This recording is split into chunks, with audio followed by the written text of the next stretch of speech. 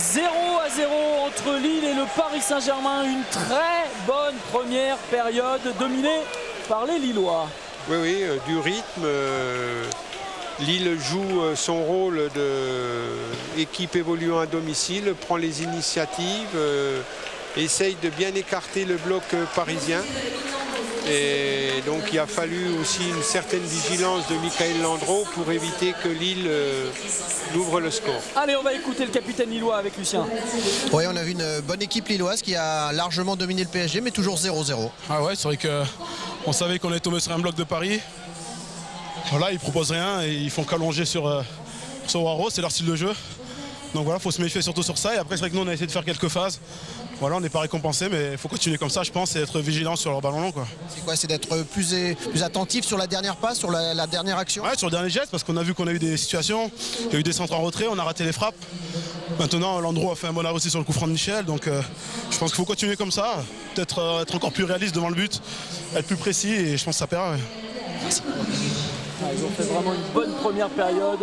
Les Lillois, ils ont proposé du jeu, comme le disait Rio Mavouba. Le tableau de bord de cette première période. Oui, on voit au niveau des occasions un peu identique. Par contre, la prise de risque de l'attaque lilloise avec 8 tirs, dont 3 cadrés. La possession s'est équilibrée avec le fait que Paris a moins joué long sur O'Haro.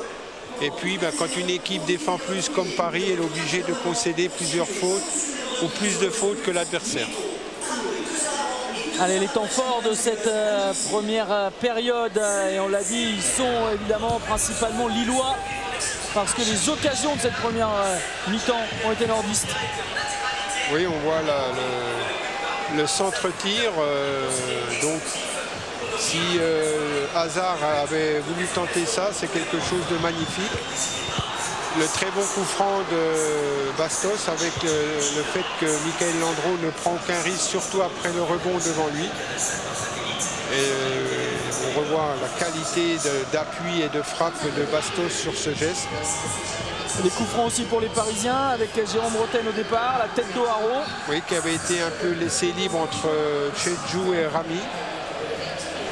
La vilaine faute de Claude Makelele et le contre bien emmené par Balmont avec la très bonne remise en retrait et la frappe.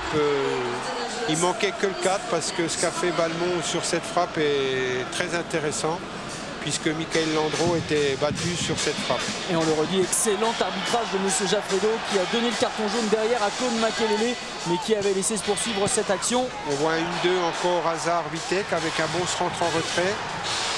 Et je suis moins sévère que Mavouba parce que je ne pense pas que c'est Obraniak qui loupe la reprise. C'est aussi le fait que Camara se sacrifie pour gêner l'attaquant lillois. Parfois des mauvaises relances aussi pour les Parisiens, ça profite à Vitek, ça profite à Bastos qui prend sa chance.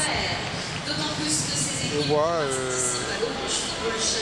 et la vigilance de Michael Landreau, la frappe dévissée de Cessignon sur ce coup franc joué à 2 et aussi le fait que Balmont gêne considérablement la frappe du joueur parisien. Dernière tentative de la première période avec Bastos qui a glissé sur le côté droit, comme il avait fait à Nantes notamment la course semaine dernière. intérieure, talonnade, et Balmont qui essaye de trouver dans l'intervalle, mais grâce à son expérience, Samy Traoré touche à peine le ballon pour éviter que Vitek se présente devant Michael Landreau en face à face, alors qu'il n'était pas hors jeu couvert par Camara. Cette première mi-temps, elle est lilloise. On souligne quand même la bonne tenue du bloc défensif du Paris Saint-Germain, concentré, et il y a peu d'erreurs quand même. Oui, mais on sent qu'ils sont à la limite parce qu'ils reculent.